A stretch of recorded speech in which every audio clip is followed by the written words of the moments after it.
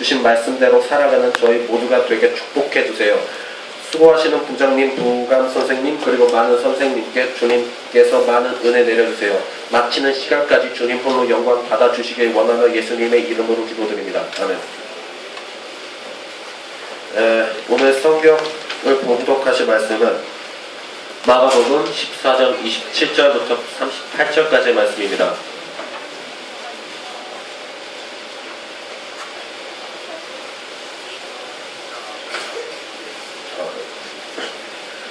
다 찾으신 줄 알고 제가 한 절 여러분이 한 절 읽겠습니다. 그리고 마지막 절은 다 같이 봉독하시겠습니다. 예수께서 제자들에게 이르시되 너희가 다 나를 버리리라. 이는 기록된 바 내가 목자를 치리니 양들이 흩어지리라 하였음이니라.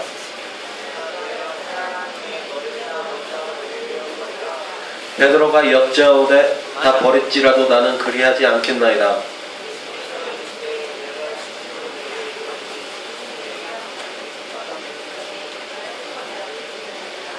베드로가 힘있게 말하되 내가 주와 함께 죽을지언정 주를 부인하지 않겠나이다 하고 모든 제자도 이와 같이 말하니라.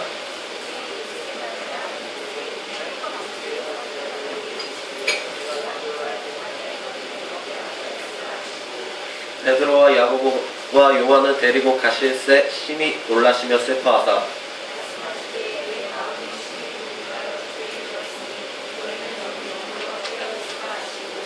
조금 나아가서 땅에 엎드려 될 수 있는 대로 이때가 자기에게서 지나가기를 구하여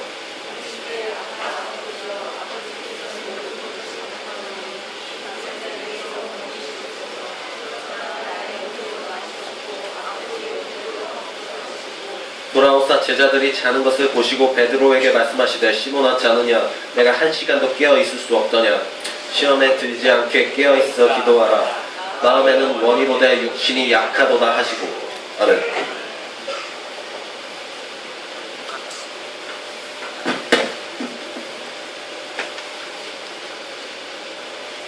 안녕하세요. 역대 기도와 봉독 중에 가장 집중력 있는 기도와 봉독이었어요. 여러분들 이렇게 집중해서 보는 거 처음 보네요. 자, 오늘은 심히 고민하여 라는 제목으로 하나님 말씀 전하겠습니다. 심히 고민하여. 사람들은 하울링이 좀 나네요.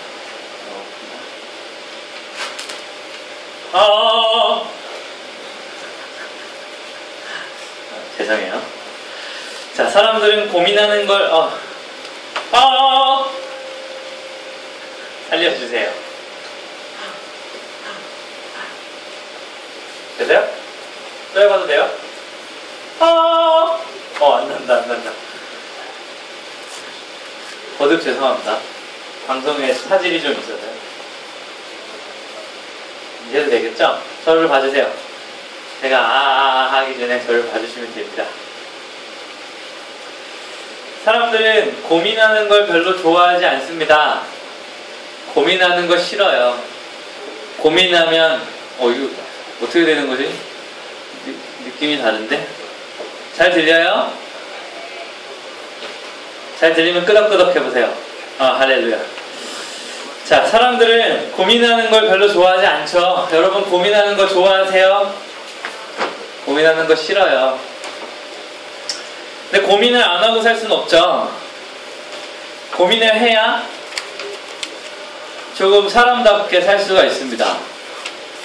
고민을 해야 조금 내가 실수했던 것들을 다시 실수하지 않게 될 수 있어요. 고민을 해야 내 실수를 좀 미연에 방지할 수 있죠. 고민은 이런 역할들을 하는 것을 알면서도 우리는 고민하는 게 별로 좋진 않습니다. 고민하는 것이 그렇게 유쾌한 일은 아니죠. 머리가 아프니까요. 고민하는 게 싫어요. 저도 싫습니다. 근데 우리가 살고 있는 세상은 고민하게 만드는 세상에 살고 있습니다. 여러모로 세상이 더럽다는 얘기를 하고 싶은 게 아닙니다. 누구나 세상을 살다 보면 고민스러운 일들이 있게 마련이라는 이야기죠. 제가 금요일날 영화를 한 편 봤습니다. 변호인이라는 영화였는데 송강호가 나오는 영화였고 노무현 전 대통령의 어떤 일화를 조금 각색한 이야기 영화였습니다. 근데 다 보고 났더니 생각할 것이 많더라고요. 우리나라가 지금 이렇게 이 정도의 민주주의를 이뤄낸 것도 어찌 보면 참 대단한 이루기였다는 생각이 좀 드는 영화였습니다. 물론 지금의 민주주의가 어떤 완벽한 이상을 보여주는 민주주의라고 물어본다면 그렇게는 이야기할 수 없지만 그때의 민주주의랑 비교해서 보자면 참 민주주의다 이런 생각이 좀 듭니다.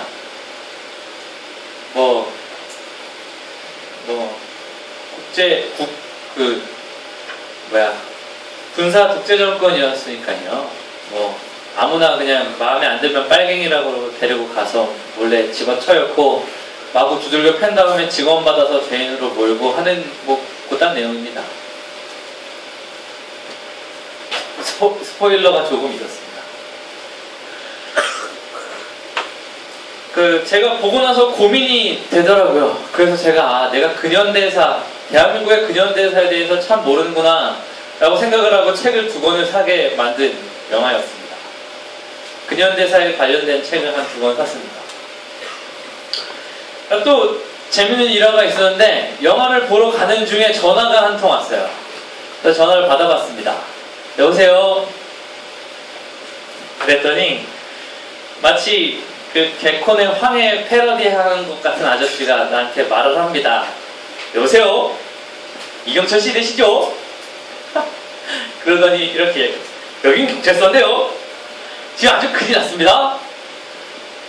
이경철 씨 아버지가 지금 사고를 나서 머리를 크게 다치셨습니다. 이러시는 거예요. 그래서 제가 알려주셔서 감사합니다 라고 얘기하고 끊었습니다. 정말 황해 패러디 보는 것 같았어요. 이상한 아저씨였죠. 그리고 금방 얼마 시간이 지나지 않아 저는 어머니를 만나서 맛있게 밥을 먹었습니다. 저희 어머니는 아버지의 머리가 다치신 일을 전혀 모르시고 계시더라고요. 저도 이야기해드리진 않았습니다. 정말 고민할 것이 많은 세상입니다. 참 이상한 일도 많고. 근데 고민은 우리만 하는 건 아니었습니다. 오늘 본문에 고민한 사람의 이야기가 나옵니다. 오늘 말씀의 장면은 예수님과 제자들의 마지막 장면입니다. 다시 예수님과 제자들의 마지막 장면을 그리고 있습니다. 그렇기 때문에 눈 똑바로 뜨고 저를 봐주십시오. 오늘 본문은 예수님께서 제자들과 예수님이 십자가 지시기 직전에 마지막 유월절 만찬을 하고 계시는 장면이에요. 저는 이 장면, 예수님께서 예루살렘에 들어오셔서 십자가 지시기까지 이 장면을 보면서 참 많은 생각이 드는데, 예수님은 그 제자들과의 마지막 만찬, 우리가 성찬식이라고 얼마 전에 입교한 친구들 성찬식 인생의 첫 성찬식을 했죠. 우리가 예수님을 기념하는 그 성찬이라는 의식을 몸소 예수님께서 보여주셨던 그 장소에 예수님의 마음은 그 만찬이 예수님과 제자들의 마지막 식사였다는 걸 예수님만 알고 계셨어요. 제자들은 몰랐습니다. 저는 우리가 마지막 만찬, 예수님의 마지막 만찬이나 예수님의 우리가 늘 듣는 사순절께에 들을 수 있는 이 본문들의 이야기에서 예수님의 이 고독을 좀 잘 묵상을 해봐야 되는데, 예수님은 어찌됐든 마지막인 줄 아셨고 제자들은 몰랐어요. 예수님 마음이 어땠을까요? 제자들은 모른다니까요. 3년이나 같이 지나면서 직접적으로 몇 번이나 3번이나 이야기를, 내가 죽을 거라고 얘기했어요. 내가 들어가서 죽을 거라고도 얘기를 했는데 제자들이 몰랐습니다. 제자들은 몰랐으니까 신났고 그렇게 신나게 밥을 먹고 있는데, 제자들의 입장에서 보면 예수님이 폭탄 발언을 하십니다. 너네가 다 나를 버릴 거고 너네가 나를 다 버릴 것이다. 뭐 이렇게 이야기를 하신 거죠. 그랬더니 수제자인 베드로를 필두로 모든 제자들이 앞다투어서 아니라고 소리를 지릅니다. 막 화도 냈을지도 모르겠어요. 우리 그런 일 있죠. 친구랑 이야기하는데 친구랑 너무 친하거나 너무 사랑해서 서로 좋은 얘기를 하다가 싸우는 거. 내가 너를 믿는다니까! 이러다가 싸우는 거 있잖아요. 너 그거 좀. 분명히 둘 다 좋은 얘기인데 싸우게 됩니다. 그런 식의 싸움이 났을런지도 모르겠습니다. 아닙니다, 예수님! 절대 그렇지 않습니다! 통촉하여 주시옵소서! 했겠죠. 예수님은 너넨 나를 버릴 것이다 라고 이야기를 하셨습니다. 그리고 나서 예수님은 겟세마네라는 동산에 올라가셔서 기도합니다. 그리고 그 기도의 내용과 그 기도의 진행을 우리는 너무너무 잘 알고 있어요. 땀이 피가 되듯이, 피가 땀이 되듯이. 그 중간쯤인 것 같습니다. 어쨌든 기도를 너무 열심히 하셔서 땀방울이 핏방울이 되었다고 하는 이 스토리를 알고 있죠. 내용도 우리는 알고 있죠. 하나님, 아버지, 내게서 이 잔을 옮겨주세요. 그러나 내 뜻대로 마시고 하나님 뜻대로 하십시오. 이런 내용인데 오늘 하고 싶은 얘기는 이 얘기가 아니라 오늘 우리가 보고 싶은 포인트는 오늘 말씀의 34절에 나와 있는 예수님께서 제자들에게 하시는 말씀입니다. 내가 심하게 고민이 되어 죽을 것 같은데 너네는 여기서 자고 있느냐? 다시 예수님의 말씀입니다. 내가 심히 고민되어 죽을 것 같은데 너네는 여기서 자고 있느냐? 이 이야기를 하시기까지 예수님의 과정을 같이 살펴보고 좀 적용을 해봅시다. 앞에서도 이야기했던 것처럼 이 말씀에서는 예수님의 마음을 잘 헤아려 보아야 합니다. 예수님은 예루살렘에 들어오시는 그 순간부터 십자가를 지시기까지 철저하게 외로우셨습니다. 왜냐하면 예수님은 십자가를 향해서 달려가고 있었는데 많은 사람들은 그 모습을 보면서 예수님은 로마를 물리쳐줄 놀라운 당대의 선지자라고 생각을 했기 때문입니다. 예수님이 들어오실 때 다들 난리를 폈습니다. 종려나뭇가지를 깔고 겉옷을 벗어 옷에 깔았습니다. 그때 겉옷은 지금의 겉옷과 다르지요. 그때 겉옷은 자기의 전부를 내어주는 것과 같은 일입니다. 그런 의미를 담아서 겉옷을 예수님이 오시는 길에 깔았습니다. 예수님은 그 길을 밟고 오셨죠. 예수님이 기쁘셨을까요? 그거는 왕이 들어올 때 해주는 일입니다. 기쁠만도 하죠. 왕의 대우를 받는 것입니다. 근데 예수님이 기쁘셨을까요? 제자들은 더 기뻤을 겁니다. 사람들이 우쭐거릴 만큼 예수님을 높여주고 있었기 때문이죠. 내가 제자였어도 우쭐했을 겁니다. 내가 선생으로 모시는 예수님을 저렇게나 떠받들고 심지어 예수님을 따라가는 제자인 나도 예수님 준 예수님 되는 예수님의 후광을 힘입어 어떠한 종류의 명성을 얻을 것 같은 내가 마치 찬양받는 것 같은 느낌으로 제자들은 더 기뻤을 겁니다. 근데 이 예수님이 들어오셔서부터 6월절 이제 저녁 만찬, 마지막 만찬을 하시기까지 예수님의 모습을 보면 평소 3년 동안 예수님이 보여주셨던 모습과는 전혀 다르다는 걸 좀 느낄 수가 있습니다. 훨씬 더 감성적인 모습을 보여주고 계세요. 마지막 만찬을 하러 들어가셨을 때 예수님이 무엇을 하셨나요? 제자들의 발을 씻겨줬습니다. 예수님이 늘 하시던 행동은 아닙니다. 마지막인 걸 아시고 분명 섬김에 대해서 알려주시고자 그 일을 하셨겠지만은 예수님은 충분히 감성적이셨습니다. 내가 네 발을 씻기지 않으면 너랑 내가 상관이 없다. 잘 생각해보면 예루살렘에 들어오신 이후에 예수님의 언어들은 충분히 다분히 감성적입니다. 평소에 차분히 십자가를 향해서 한 걸음 한 걸음 본인의 일을 하고 어떤 일이 어떻게 이루어질지에 대해서 아주 이성적으로 설명했던 예수님과는 사뭇 다른 언어들을 사용하십니다. 내가 네 발을 씻기지 않으면 너랑 관계가 없는 거야. 너랑 나 남남되는 거야. 그리고서 만찬을 하는 중에 배반당할 유다를 보면서 괜시리 전체가 다 알 수 없는 이야기로 누군가 나를 배반할 거란 이야기를 하십니다. 예수님이 이야기하시는 그 어조가 어땠을지 대략 짐작이 되죠. 예수님은 누가 배반할지 알고 계셨고 그는 예수의 앞에 있었습니다. 예수가 그를 눈앞에 보면서 누군가는 나를 배반할 거라고 이야기하고 있습니다. 그 어조는 매우 딱딱하지 않았을 겁니다. 예수님의 마음을 타들어가고 계십니다.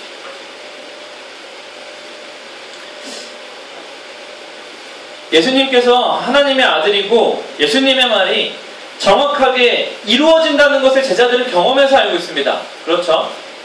예수님이 3년 동안 제자들과 함께 하면서 예수님이 이것은 이렇다라고 이야기한 것이 결코 이루어지지 않은 게 하나도 없었습니다. 그렇다면 제자들은 예수님이 이 이야기하셨을 때 무엇을 더 들었어야 하냐면 너희가 나를 배반할 것이다 에 대해서 제자들이 반응했으면 안 됩니다. 그 다음에 내가 죽은 후에 너희보다 먼저 갈릴리에 가 있을 거다 이 말에 제자들이 반응을 했어야 합니다. 예수님은 너네가 나를 배반할 거야 라고 끝내신 게 아니었어요. 그 이후에 내가 죽은 이후에 나는 너희보다 먼저 갈릴리에 가 있을 거다 라고 이야기했습니다. 근데 제자들은 그 먼저의 말에 훨씬 많이 반응을 했고 예수님도 그 반응에 대해서만 반응하셨습니다. 결국은 예수님께서 돌아가셨고 이걸 먼저 얘기해요. 이 소동 막 예수님이 제자들과 막 실랑이를 했던 이 소동을 마친 이후에 예수님은 마지막 겟세마네로 기도하러 가셨고 겟세마네 동산에서는 베드로와 야고보와 요한 세 제자들만 데리고 갔기 때문에 예수님이 십자가에 달려서 돌아가시기까지 예수님이 죽기 전에 제자들과 헤어진 장면입니다. 제자들은 예수님이 기도하러 가셨다고 생각을 했지 예수님과 그 만찬 그리고 그 인사가 마지막 인사가 될 거라고 생각을 하지 못했어요. 결국은 마지막 인사를 하고 예수님은 열심히 기도를 하셨죠. 겟세마네 동산에서 기도하실 때도 예수님이 얼마나 감정적으로 기도하셨는지 우리는 알고 있습니다. 예수님이 평소 같았으면 제자들에게 그렇게 자주 안 오셨을 것 같습니다. 예수님은 집중력 있게 기도하셨을 테니까요. 근데 이날만큼은 유독 제자들에게 3번이나 옵니다. 기도를 하시다가 제자들에게 옵니다. 다시 한번 말씀드리지만 예수님의 마음을 함께 공유해 보십시오. 예수님이 기도하시다가 3번이나 오는데 그 중에 처음 제자들에게 왔을 때 이 이야기를 하신 겁니다. 내가 심히 고민하게 되어 죽게 되었으니 죽게 되었다. 내가 한시도 깨어서 나와 함께 기도해 줄 수가 없느냐. 전 이 사실 자체가 제 마음을 좀 울립니다. 평소에 예수님이 철야 기도하러 기도를 하러 올라가셨다면 예수님은 제자들이 기도를 하건 기도를 하지 않건 내려오지 않고 열심히 끝까지 기도를 마치는 순간까지 기도를 하다 내려오셨겠죠. 근데 예수님이 3번이나 제자들에게 다시 내려갑니다. 예수님 제자들을 보고 싶었지 않았을까요? 제자들과 또 어떤 마음을 좀 공유하고 싶으시지 않았을까요? 예루살렘에 들어온 순간부터 예수님은 그 마음을 제자들과 공유하고 싶으셨을 거예요. 내 마음을 좀 알아주라 얘들아. 너네 나랑 3년이나 살았잖니. 내가 심히 고민하게 되어 죽게 되었으니 같이 기도해 주겠니? 2013년도 1년이라는 시간이 빠르게 흘러갔습니다. 참 많이 다가가고 싶었고 참 많은 걸 해주고 싶었는데 1년이라는 시간은 이렇게 금방 지나가 버렸습니다. 그래서 2013년도에 여러분과 만날 수 있는 마지막 설교로 여러분에게 왔습니다. 제가 여러분에게 무엇을 전했는지 모르겠습니다. 하나님이 저를 이곳에 보내신 것을 확신하면서 마지막으로 우리 공동체한테 하나님의 말씀을 전하고 싶습니다. 다른 모든 설교가 기억나지 않더라도 오늘 이 말을 기억하고 갔으면 좋겠습니다. 여러분, 하나님 나라의 백성으로서 고민하면서 살아가세요. 이것을 까먹지 마십시오. 이 말도 까먹어도 되는데 고민하기를 멈추지 않았으면 좋겠습니다. 예수님과 제자된 여러분의 관계가 마치 오늘 우리가 읽었던 이 본문의 제자들의 모습처럼 예수님은 그 마음이 타고 애가 타고 계신데 예수님과 함께 했다는 제자들이 예수님의 마음을 가장 모릅니다. 예수님의 외로움은 제자들과 친밀하면 친밀한 그 친밀함 때문에 더욱더 아프셨을 겁니다.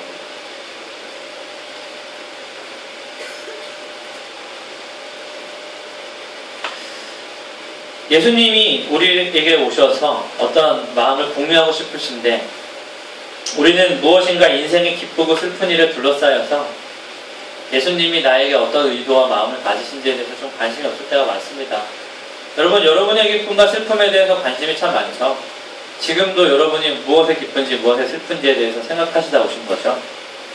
앉아있으면서도 생각하셨겠죠. 뭐 친구들과 아픈 일이 있었다면 그걸 생각했을 수도 있고 오늘 집에 돌아가서 즐길 수 있는 기쁜 일이 있었으면 그걸 생각하셨을 수도 있습니다. 근데 우리는 내가 내 즐거움과 슬픔에 대해서 집중하는 것만큼 예수님에 대해서 생각을 하지 못할 때가 너무 많습니다. 예수님은 예루살렘에 들어오셔서 줄곧 십자가까지 가시면서 피가 마르셨는데 겟세마네 동산에 가서까지도 제자들은 그들의 졸음을 이기지 못합니다. 이게 우리의 모습입니다. 예수님 앞에서. 예수님은 십자가를 향해서 계속 걸어가고 계셨는데 나는 내 바쁜 것들을 열심히 하다가 정작 예수님과 함께 하는 시간에 내가 낮에 좀 피곤해서요. 너무 졸려서 그랬습니다. 라고 이야기합니다. 예수님은 저에게 오셔서 이렇게 이야기하시겠죠. 내가 심히 고민하게 되어 죽게 되었는데 너는 깨어서 나를 위해 기도를 해주지 못하겠네. 여러분이 예수님께서 사랑하시는 제자가 되고 여러분도 예수님을 사랑하는 제자가 되었으면 좋겠습니다. 여러분 마음속에 예수님이 다가가셔서 얘야, 내가 심히 고민하여 죽게 되었는데 너네는 깨어서 나를 위해 기도해 주지 않겠니? 라는 이야기를 안 들었으면 좋겠습니다. 여러분 그렇게 바쁘십니까? 제가 자주 강조했던 이야기인데 예수님이 언제 오실 거라는 확신이 있습니까? 여러분이 기획하고 계획하고 있는 여러분의 미래에 대해서 여러분은 얼마나 확신할 수 있습니까? 예수님을 뒷전으로 미루던 제자들처럼 예수님 십자가 지실 때까지 몰랐다가 결국 십자가 지신 예수님을 바라봤을 때는 자기 자신이 도망가고 있다는 걸 깨달았을 겁니다. 그게 제자들이었습니다. 예수님이랑 맛있게 밥 먹은 겁니다. 예수님이 엉뚱한 얘기하고 기도하러 가신 겁니다. 그런데 돌아보니 예수님은 십자가에 달려 계셨고 잘 돌이켜보니 나는 도망가고 있었습니다. 그게 예수님의 제자들의 본질이었습니다. 우리는 안 그럽니까?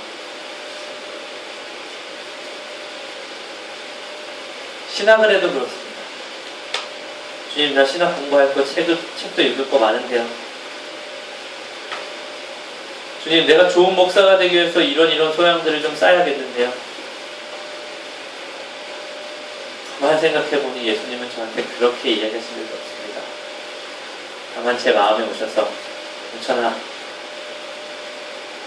내가 심히 고민하여 죽게 되었는데 넌 나를 위해서 기도해주지 않겠느냐.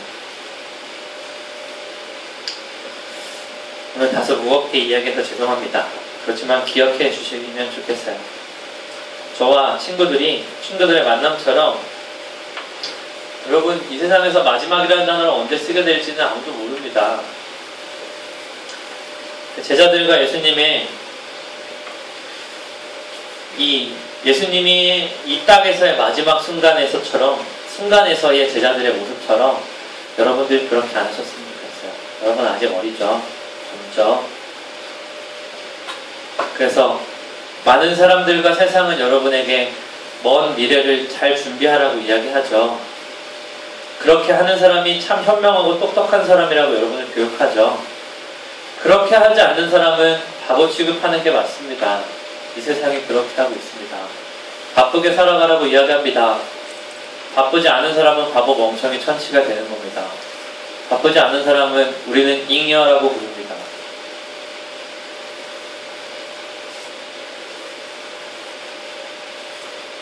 감히 잉여가 되고 예수님과 더 친해졌으면 좋겠습니다. 잉여가 되라는 얘기는 아닙니다. 여러분의 성실할 수 있는 것은 성실히 해야겠죠. 늘 얘기하는 거는 혹시 여러분들이 반면교사로 잘못 이해하실까봐 좀 부담이 되긴 해요. 근데 여러분들에게 성실하지 않으라는 건 아닙니다. 여러분에게 주어진 하루하루의 삶을 성실하게 하세요. 그런데 예수님의 제자가 된 채로 그 모든 일들을 했으면 좋겠습니다. 그래서 설교를 너무 또 웃기고 고집할까봐 같이 기도할까요? 눈 감고 기도합시다. 여러분 예수님의 마음을 좀 생각해 보았으면 좋겠습니다. 그러면서 기도합시다. 여러분이 예수님의 제자가 되는 것 이외에 교회는 어떠한 목적도 가지고 있지 않습니다. 그렇다면 여러분이 예수님의 제자가 되어야 하는 겁니다. 교회에 오래 나왔으면 나왔을수록 여러분은 예수님의 제자가 점점 더 되어야 됩니다. 그러고 있습니까? 교회가 이렇게 하면 왜 이렇게 하느니, 저렇게 하면 왜 저렇게 하느니, 나에게 간식은 왜 이딴 걸 주느니. 뭐 좋습니다. 그럼에도 불구하고 우리 예수님의 제자가 되어야 되지 않겠습니까?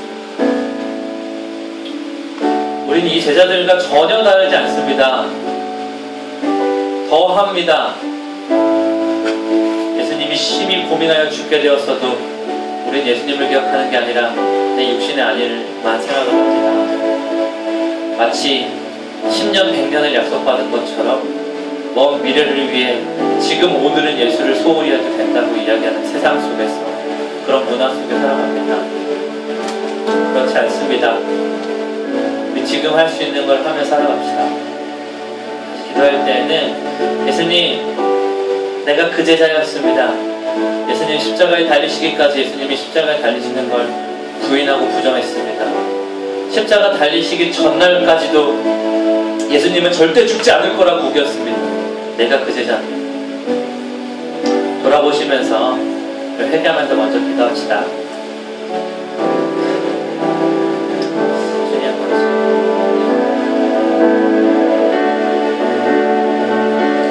참 아이러니한 일입니다. 예수님이 십자가에 달리시기까지 예수님과 3년이나 같이 한 제자들은 예수님의 죽으심을 부인했을 뿐더러 죽으심에 대한 어떠한 대비도 하지 않았습니다. 그게 나입니다. 내 입엔 십자가가 늘 달려있는데 내 삶은 전혀 변하지 않는 내가 바로 그 제자입니다. 우리의 입술에는 예수와 교회와 십자가와 피와 보혈과 어린 양이 붙어서 자난듯이 찬양의 가사들을 읊조릴 줄 알았지만 예수님이 나를 위해 죽으신 것에 대하여서 늘 부정하는, 그러지 않기를 간절히 바라는 마음을, 그런 본성을 가진 주님, 내가 바로 그 제자입니다. 예수님은 마음이 타들어가서 내가 심히 고민되어 죽게 되었다고 이야기하시지만 나는 그것이 나의 현실인 줄 모르는 바로 내가 그 제자입니다. 주님, 우리 중고등부 공동체 부디 사랑해 주시되 예수님의 제자 되게 하옵소서. 그리하여서 정말 우리 안에 사랑이 넘치는 공동체가 됐으면 좋겠습니다. 다시 한번 기도할 때에 중고등부 공동체를 위해서 기도합시다.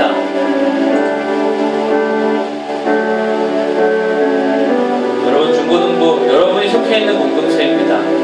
이곳에 하나님께서 놀라운 축복 주시고 부디 여러분 자신이 이 공동체를 더 공동체답게 만드는데 부디 이 안에서 만나던 사람들만 만나고, 만나던 학생만 만나고, 만나던 선생님만 만나고, 그렇게 표면적인 관계를 쌓아서 마치 사랑이 있는 것처럼 위장한 그런 교회가 아니라 진짜 사랑이 넘치는 공동체가 되게달라고, 그리고 그것이 우리가 제자되는 것을 통해서 이루어지게 달라고, 우리 마지막으로 한 번만 기도합시다. 기도하겠습니다.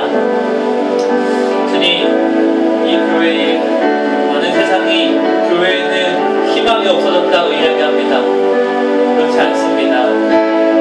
사람들의 본성에는 좀 희망이 없어 보여도 교회에는 희망이 있습니다. 예수님과 예수님의 십자가가 있기 때문입니다. 세상에 아무리 교회가 어려워졌다고 이야기해도 그것은 교회의 무능함 때문에 그렇게 되는 것이 아닙니다.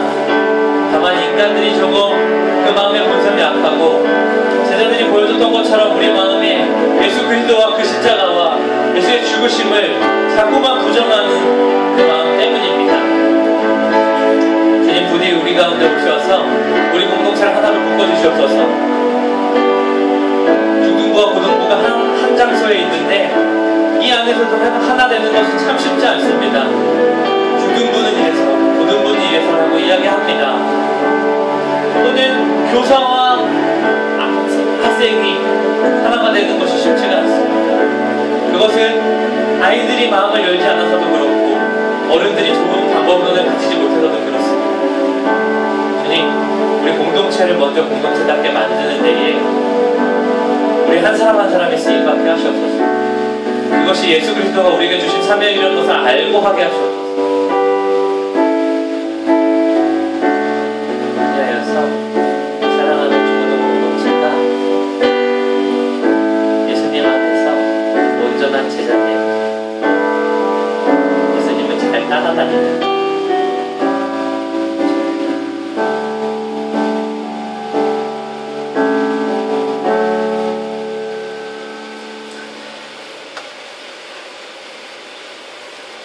우리 광성교회 중고등부 공동체를 사랑해 주셔서 감사합니다. 우리는 삶 속에서 예수의 모습을 참 드러내지 못하는데도 그래도 사랑해 주셔서 감사합니다. 주님, 부디 우리가 예수님의 참된 제자가 될 수 있도록 도와주시옵소서. 참 연약합니다. 조금만 힘들어도 이것을 하느니 마느니 나에게는 그런 것들이 집중이 되지, 내가 예수님 앞에서 어떻게 살았나를 돌아보는 데 집중하는 것이 연약합니다. 예수님을 위하여서 살아가고 예수님을 위하여서 일한다 생각을 했는데, 정작 돌아보면 그 영광 중에 많은 것들을 취한 것도 있습니다. 사랑하는 우리 중고등부 공동체, 특별히 우리 아이들 늘 복 주시고 예수님의 제자로 살아가기 위하여서 늘 고민하는 착한 예수님의 제자들 될 수 있도록 주님께서 늘 사랑으로 동행하여 주옵소서. 그리고 우리 아이들이 사랑하고 아끼는 우리 선생님들, 특별히 이 어려운 가운데 참 이 교사직을 하는 것과 또한 많은 것들을 고민되실 터인데, 주님 오늘 말씀 기억하면서 예수님의 제자인으로서 또한 잠재적인 예수의 제자들을 만들어내는 일에 힘을 주시옵소서. 우리 모두가 예수님의 제자입니다. 그래서 우리 예수님이 우리에게 어떤 마음을 가지셨는지, 예수님이 2000년 전 예루살렘에서 느꼈던 그 외로움을 이제는 더 이상 느끼시지 않을 수 있도록 우리가 예수님의 마음을 늘 궁금해하고 그 마음에 따라서 반응하는 우리 예수님의 제자 공동체가 될 수 있도록 주님께서 역사해 주시옵소서. 우리에게 말씀 주심에 감사하고 늘 함께 해주심에 감사하며 사랑하는 예수님의 이름으로 기도합니다. 네, 우리 예수님께 드려야 할 마땅한 예물을 주님께 드립시다.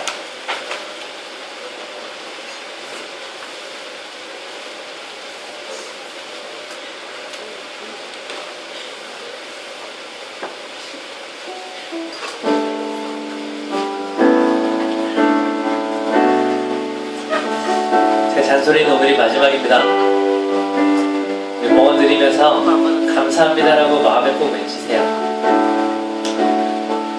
잔소리 못해도 나중에도 그렇게 해주세요. 이것만 훈련해도 예수님이 너무너무 이뻐해 주실 겁니다. 주님 감사합니다. 내게 주신 건 모두 주님이 주신 겁니다.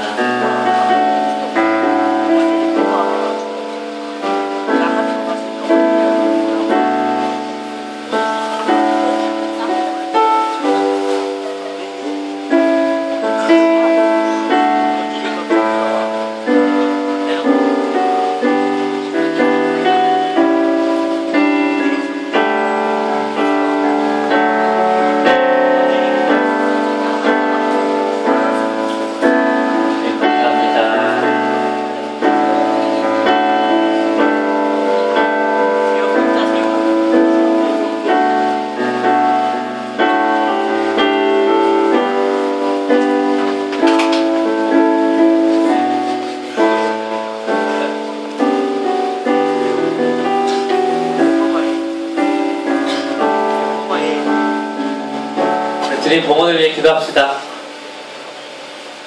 눈은 감고. 하나님, 우리가 드릴 수 있는 것 주셔서 감사합니다. 주님이 다 주신 것입니다. 주님, 이 예물들을 예수님이 우리의 주인 된 걸 모르고 우리가 예수님의 제자로서 이 땅 가운데에 지음 받았다는 걸 모르고 사는 많은 사람들에게 쓰이는 예물이 되었으면 좋겠습니다. 늘 주님께 드리는 예물 중에 많은 부분들을 다시 우리가 누리고 있어서 마음이 참 무거운데, 주님 2014년도에는 이 예물을 가지고 세상에 나가서 정말 예수님의 제자 아닌 사람들을 제자 만드는 데에 좀 헌신하고 또한 이 예물들이 그렇게 쓰이도록 만들 수 있도록 주님께서 힘 주시옵소서. 특별히 그들의 10의 1조를 드리는 성필이 있습니다. 주님께서 성경에 써놨던 것처럼 하늘에 쌓아놓은 복이, 셀 수도 없는 복이 많이 있다는 것을 우리가 알면서 우리에게 주신 것, 전부 우리에게 주신 거라는 고백으로 우리 모두가 우리의 10의 1을 주님께 드릴 수 있도록 주님 우리의 마음에 감동을 주시옵소서. 주님, 우리가 드린 모든 예물들로 인하여서 기뻐하셔서 우리 삶에서 예수의 제자된 열매가 나타나게 해주실 것을 간절히 바라고 믿으며 사랑하는 예수님의 이름으로 기도합니다.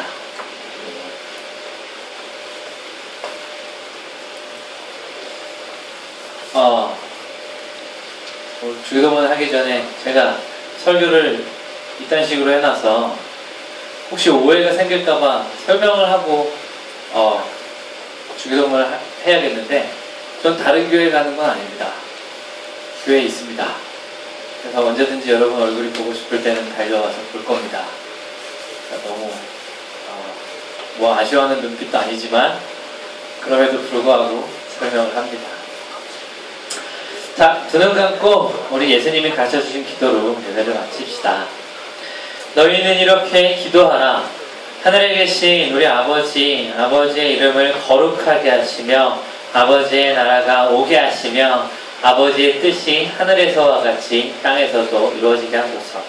오늘 우리에게 일용할 양식을 주시고 우리가 우리에게 잘못한 사람을 용서하여 준 것 같이 우리의 죄를 용서하여 주시고 우리를 시험에 빠지지 않게 하시고 악에서 구하소서.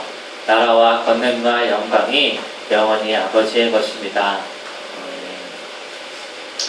네, 우리 총무님 나오셔서 임원 선거를 진행해 주실 텐데, 제가 총무님 진행하시기 전에 한 가지 당부드릴 것은 여러분의 리더를 뽑는 거예요. 작년에 중등부 친구들 보니까 자꾸 분위기를 몰던데 그러지 마십시오.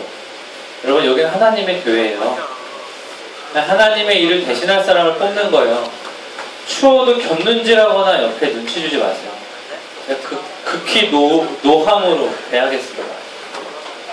하나님의 대리자들을 뽑는다 생각하는 마음으로, 기도하는 마음으로 투표에 임해주세요.